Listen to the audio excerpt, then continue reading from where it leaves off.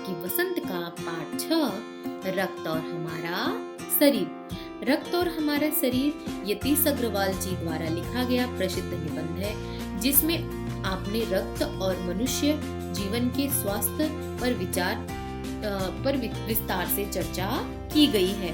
दिव्या अनिल की छोटी बहन है। वह बचपन से ही कमजोर है, लेकिन कुछ दिनों से उसे हर समय थकान महसूस हो रही है। किसी काम में मन नहीं लगता, भूख नहीं लगती।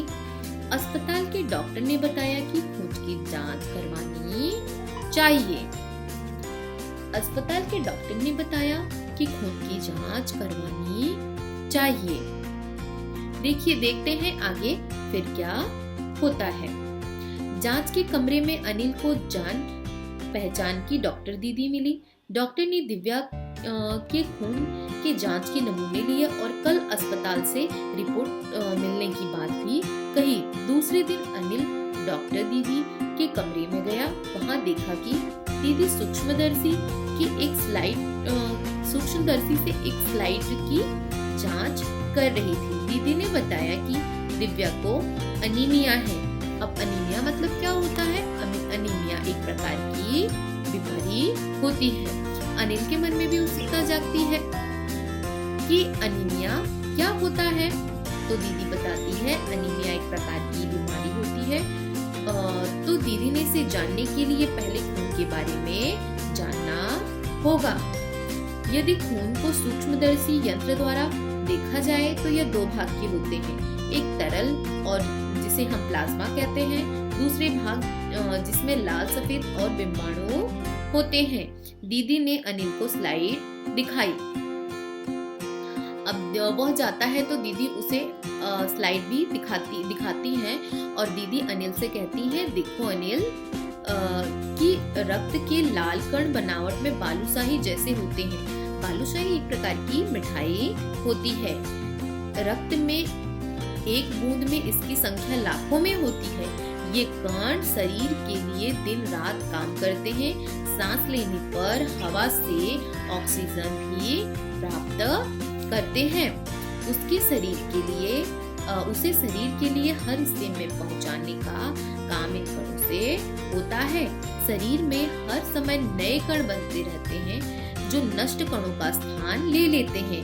हड्डियों के बीच के भाग मज्जा में ऐसे बहुत से कारखाने होते हैं जो रक्त कणों के निर्माण कार्य में लगे रहते हैं। इनके लिए कारखानों में प्रोटीन, लौह तत्व मतलब कि जो आयरन के जो तत्व होते हैं वो, और विटामिन जो भी होते हैं हमारे कच्चे माल की जरूरत होती है। इनके लिए पौष्टिक आहार लेना पड़ता है जो हमें हरे सब्जी, फल, दूध, अंडा, जैसे कि यहाँ पर दिखाया जाता है कि हमें इन सब चीजों से पौष्टिक आहार मिलता है। हमारे देश में अनीमिया एक बहुत बड़ा कारण है कि पेट के कीड़ों के हो जाने से भी रक्त की कमी हो जाती है। हमें साफ सफाई का भी ध्यान रखना पड़ता है। अतः शौच के लिए हमें शौचालय का प्रयोग करना होता है। इधर उधर हमें नंगे पैर घूमना नहीं होता है। देखिए फिर आगे यह बताती हैं, रक्त के जो सफेद कण हमारे शरीर के वीर सिपाही होते हैं। सफेद रक्त कण क्या होते हैं?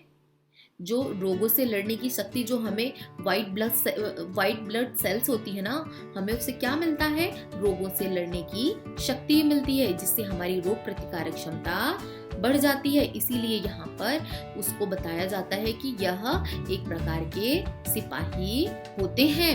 देखो अब आगे क्या होता है, दीदी क्या बताती हैं। उन्होंने बताया कि साथ ही जो बिंबाणु चोट लगने पर रक्त जमाव प्रक्रिया में मदद करते हैं। मतलब कि जब आपको कभी भी चोट लग जाती है, थोड़ी देर खून निकलता है, जब से धो दिया जाता है या नहीं भी धोया जाता है, उसके बाद उसमें से एक हल्के पीले कलर या हल्के सफेद जैसा या बिना कलर का एक पानी जैसा तरल पदार्थ निकलता है, जो कि वह क्या करता है? चोट लगने पर रक्त खून को जमा कर देता है। बिंबाणु रक्त वाहिका में जाले जैसे चिपक बिंबाणु रक्त वाहिका में जाले जैसे चिपक जाते हैं और इस तरह दीवार में आई जो दरार होती है जिसके कारण हमारी स्किन फट जाती है उसे वह भर देते हैं। देखिए फिर आगे क्या होता है, और रक्त जिससे खून जो है वह निकलना बंद हो जाता है। अब आगे देखिए, रक्त के कई वर्ग होते हैं अर्थात कई भाग होते हैं। कुछ विशेष गुणों के आधार पर होते हैं, है ना। रक्त के कई भाग होते हैं मतलब कई वर्ग होते हैं कुछ विशेष गुणों के आधार पर। इन्हें मुख्य कितने भागों में बांट दिया गया है? इन्हें मुख्य 4 भागों में बांट दिया गया है। आवश्यकता अनुसार रक्त समूह की जांच करने के बाद ही क्या करते हैं हम, उसी समूह की जांच करने के बाद उसे उस तरह के रक्त समूह में चढ़ाया जाता है। अर्थात कि जो ब्लड डोनेशन करते हैं, जिसको जिस रक्त समूह अर्थात जिस भी ब्लड के टाइप्स जो भी हमारे होते हैं, जैसे कि 4 भागों में बांटा गया है, ए नेगेटिव, बी नेगेटिव, है ना, ओ पॉजिटिव, ओ प्लस, ए माइनस, ऐसे ऐसे जो इनको 4 भागों में बांटा गया है। तो जिसको जिस चीज की जिस ब्लड की जरूरत होती है उसको उसी वही ब्लड दिया जाता है। देखिए फिर आगे क्या होता है कि आपात स्थिति में अर्थात इमरजेंसी के लिए ब्लड बैंक भी बनाए गए हैं। 18 वर्ष से अधिक उम्र के स्वस्थ व्यक्ति ही रक्तदान कर सकते हैं। एक समय में 300 मिलीलीटर रक्तदान किया जाता है, अर्थात एक बोतल आती है उनकी 300 मिलीमीटर की, उतना ही हम रक्तदान कर सकते हैं। यही रक्तदान किसी जरूरतमंद व्यक्ति के लिए जीवनदायी भी बन जाता है। इसी बात पर अनिल बड़ा होने पर रक्तदान करने की बात करता है और डॉक्टर दीदी अनिल की पीठ थपथपाते हुए कहती हैं, शाबाश अनिल। उम्मीद करती हूँ यह पाठ आपको समझ में आ गया होगा। यदि आपको कोई भी डाउट है, क्वेरी है तो प्लीज मुझे कमेंट करके बताइए। वीडियो यदि आपको अच्छा लगा है तो प्लीज वीडियो को लाइक करें, कमेंट करें, शेयर करें और चैनल को सब्सक्राइब करें। Thank you.